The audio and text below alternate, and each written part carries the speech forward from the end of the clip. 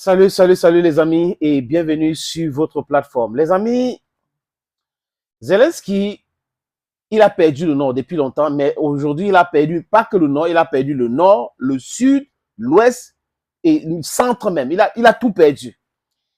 Et il confond le rêve au cauchemar. Vous savez que vous pouvez faire des rêves cauchemardesques, hein? Où on est en train de vous chasser ou fuir. Non, oui, bon, bref. C'est quelque chose qui vous effraie. Et on dit, Zelensky vient de signer un décret en disant que les régions frontalières avec la Russie sont des régions initialement ukrainiennes parce qu'il y a des Ukrainiens qui vivent là-bas, qui vivaient là-bas depuis longtemps. Il ne connaît même pas l'histoire de son pays. Il ne connaît même pas l'histoire de la création même de cette Ukraine. Oui, l'Ukraine, c'est un État. Mais si il veut entrer dans ces jeux, les amis, ça va le dépasser. Et qui a répondu à Zelensky? C'est le vice-président du Conseil de sécurité de la Russie. Il s'appelle Dmitry Medvedev. Dmitry Medvedev lui a traité de tous les noms de l'oiseau et le traité de rigolo.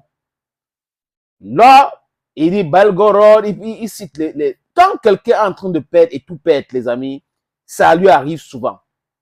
Je vous raconte une petite histoire. Je suis un homme d'Ekona, je suis un enfant d'Ekona, donc né à Ekona, des parents Ngi du nord-ouest, donc Bamenda. Et à l'école primaire, j'avais un ami, il était comme un frère pour moi. Il allait à l'école avec son grand frère. Il était un peu intelligent, donc ils avaient le même niveau avec son grand frère, direct. Et chaque fois qu'il cherchait les problèmes, son grand frère venait régler. Donc il allait créer les bagarres et tout ça là. Si on le tapait, il venait appeler son grand frère venait taper la personne. C'était comme ça tout le temps, tout le temps, tout le temps, tout le temps. Un jour, il est allé chercher le problème à quelqu'un, à un autre élève. L'élève l'a raclé, les amis, frappé. Et là, il pensait qu'il était fort, donc il voulait se mesurer à cet élève. L'élève là l'a tapé copieusement, les amis. Et qui connaît Ekona, vous pouvez imaginer, hein? C'était quelque part là où on appelle Mundama. Il y avait un government school Mundama. Et là, il est allé appeler son grand frère.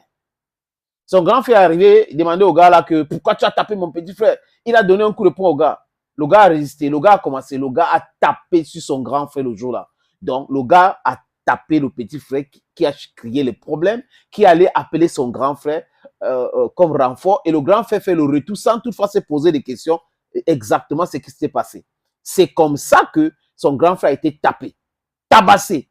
Et entre-temps, lui, il est parti parce qu'on attendait que c'est la fin de cours, hein? La fin de cours que les bagarres s'organisaient. Lui, il était déjà parti. Il arrive donc à la maison. Il mange toute la nourriture que maman avait laissée pour les deux. Son grand frère rentre dans l'école. Il était tellement fâché parce qu'on l'avait touché. Il tapait tout le temps, hein, les gars qui tapaient son petit frère. Il arrive, le gars avait mangé toute la nourriture. Il a frappé son petit frère. Le moral de ce que je viens de dire, c'est quoi? C'est que Zelensky confond la puissance des États-Unis à sa propre puissance.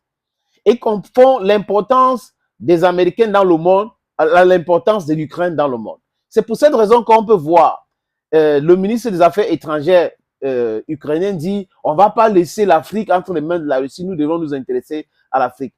On a 1,4 milliard d'habitants et un pays de 20 millions d'habitants vient parler comme ça. Nous ne sommes pas vos enfants. Réveillez-vous, réglez vos propres problèmes. Ça vous dépasse. Et il vient dire, je reconnais 5 régions russes frontalières. Vraiment, les Ukrainiens sont là-bas. La communauté internationale devrait protéger les Ukrainiens qui sont là-bas. Le FSB est en train de faire quoi? Attraper les collabos. Ça veut dire qu'il y a des indices parmi qui donnent les renseignements sur les adresses GPRS ou GPS pour que les Ukrainiens frappent. Et aujourd'hui, il y a des villages près de Kharkiv qui sont en train de tomber. Et les frappes vraiment violentes sur la ville de Kharkiv où les mercenaires ont été éliminés. Et aujourd'hui, la France qui avait nié est en train de nuancer ses propos. Oui, on n'a pas envoyé ces mercenaires, ils sont là sur leur propre gré, alors que initialement, Sébastien Lecornu, qui est le ministre de la Défense, avait dit non. Il y a le ministre des Affaires étrangères, le mec Stéphane, vous connaissez, non? Qui était bon, le premier ministre là, les hommes là. Ouais. Et non, non, non, non. Donc, c'est toujours comme ça avec l'Occident, les amis. Quand ils disent non, sachez que la vérité, c'est que c'est oui. Je répète, quand l'Occident dit non, non, non, non, nous ne sommes pas responsables, sachez qu'ils sont responsables.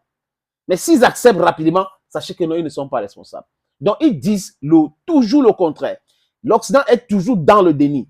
Et c'est-à-dire qu'ils ont inculqué ça dans la tête de certains dirigeants en Afrique, au Cameroun, qui commencent par le déni avant de régler un problème. Alors qu'on peut facilement trouver une solution à un problème si on reconnaît que ce problème existe.